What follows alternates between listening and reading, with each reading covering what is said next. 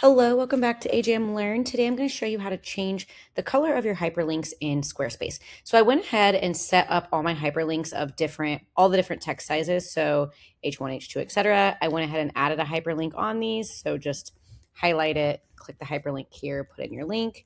The one thing you'll see over here in the CSS is I do almost always put this little piece of CSS in here. I'll put it in the description. To remove the underline. I'm just not a fan of that. And I like to change the color instead.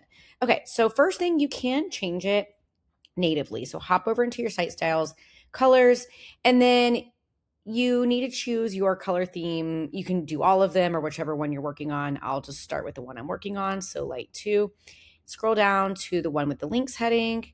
Heading links are here, and then text links are here. So I'll just choose them randomly.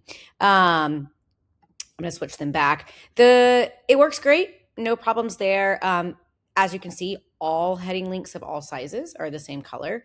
So if for some reason you wanted to really differentiate every single different text style being a different color of hyperlink, again, don't know the use case, but I'm sure there's one out there. Here's how you do it. So I'm going to paste this straight in from the post. So here I'm targeting all the different ones. So we have H1, H2, H3, 4, and that is incorrect. Paragraph. All right. So, and then, yeah, all you have to do is paste this in and then just change the hex codes as needed, and it'll target each of the different ones. So totally up to you how you want to use it. Check out also last week's post. We get more into hyperlinks. I show you how to do a hover, underline. So just really into customizing these right now.